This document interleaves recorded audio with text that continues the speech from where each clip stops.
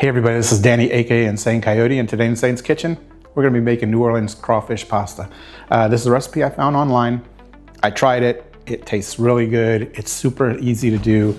This is the great meal. It's gonna probably take you around a half an hour to do, maybe 45 minutes, depends, but very easy. So with the ingredients that we're gonna be needing, we're actually gonna be making our own sauce as well. None of that canned bought stuff today. We're actually doing something. What you're gonna be needing here is heavy whipping cream, around 32 ounces. Some spring onion or green onion, however you like to call it. Some Parmesan cheese, shredded. Some Creole seasoning, which is the key to this whole thing. You can't get Tony's. They got another brand called Slap Your Mama, but Tony's is better. Right here, butter. Get the unsalted butter. Because this already has quite a bit of salt in it. And we're only gonna be needing, normally it'll take like, I don't know, 2 tablespoons of this, but I'm feeling kind of bold today, so I'm gonna be using the whole thing. Why not? It's butter. Crawfish tails. You can get them at your local supermarket. I got mine already, peeled and everything, so no work there. And then your rotini pasta. So, without any further delay, let's get cooking. All right, everybody, once you got your water boiling for your pasta, I always like to put a little bit of a drizzle of olive oil in it. Just gives it a little bit of a different flavor. Plus, I think it helps for it not to get all stuck together, all the pasta.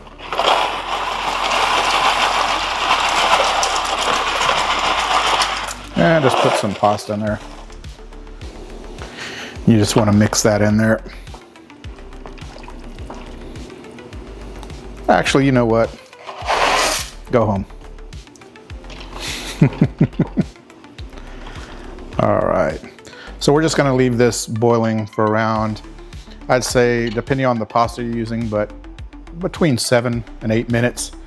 You want this al dente, right? You don't want it to be too mushy. You don't want to be too hard. You want it to be right in between. Because what we're gonna do afterwards is we're gonna take this out, rinse it with cold water, let it sit. Then while we prepare the sauce for the pasta, we're gonna finish cooking it afterwards in the rest of the sauce with the crawfish and everything, so it can absorb those flavors. All right, so the pasta's cooked. I strained it, passed some cold water through it. Now, let's just cut your green onion up. Now, it would be perfect for you to have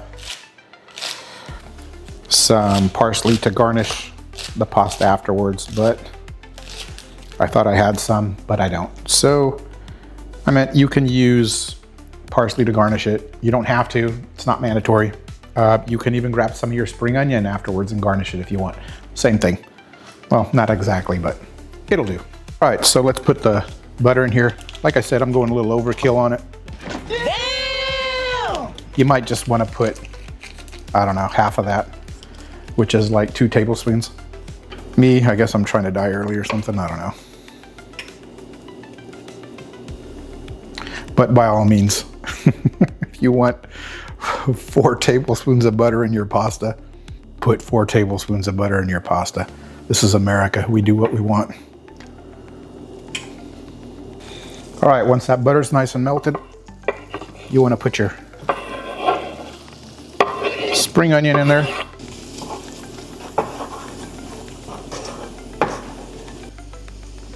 Make sure it gets nice and cooked.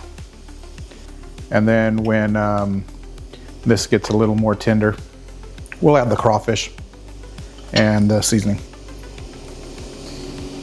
Here we have our crawfish meat. So it's really good. I have no complaints. I've used them for a while. Put all that meat in there and let that cook in there a little bit. You can season it right now if you want. Just put a little bit. You don't have to put a lot because the Parmesan cheese itself that we're going to use to make the sauce is also salty, so. And let's let that cook. So obviously once it starts to cook, the crawfish being frozen, it's going to start rendering some water even though it didn't have no water when you put it in here. but that's fine because all you're getting is that flavor of crawfish out of it. All right, next is your heavy creamer. And yes, you're going to use it all. I mean, in case you haven't noticed, this is for a big amount. Like, this is for a family. This ain't for you, just you, unless you want to eat it every day for a week. But put that in there. Once the creamer starts to boil up and thicken up, that's when we'll add the Parmesan cheese so we can make our sauce. Put a little bit more of this goodness in there.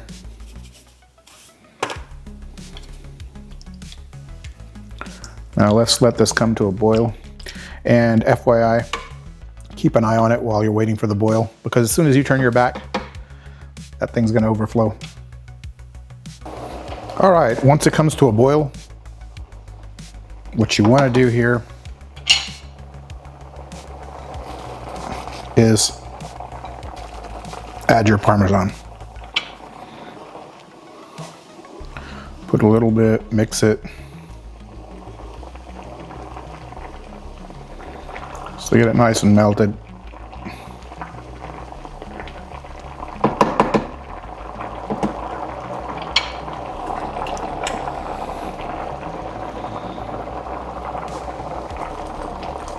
Put some more in there.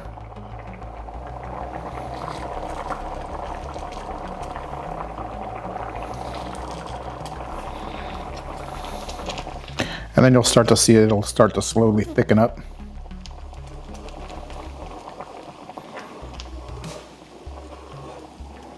Now you don't want to put everything in it yet, so we just put that amount in there. Next, we're going to transfer this into the pasta and then cook the rest of the pasta. All right, we transferred it to the same bowl the pasta was in, and now just put that pasta in there.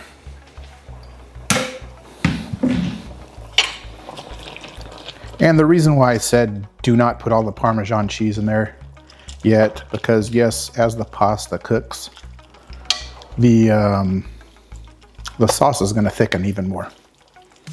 All right, as it's cooking, add some more of that Parmesan cheese.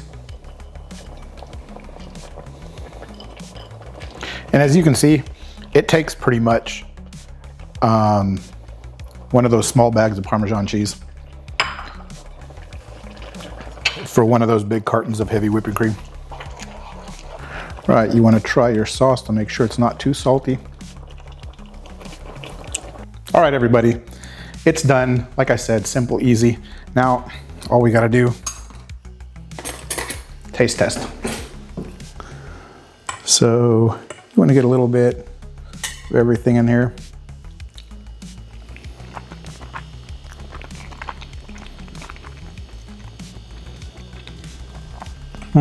Yep.